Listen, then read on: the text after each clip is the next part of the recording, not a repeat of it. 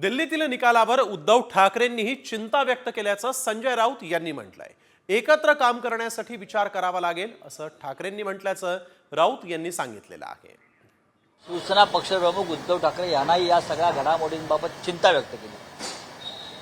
तेही असं करतात की आपल्याला एकत्रपणे काम करण्यासाठी पुन्हा नव्याने विचार करावा लागेल आणि एकत्र कसं काम करता येईल याबाबत ते स्वतः सगळ्यांशी चर्चा करतील।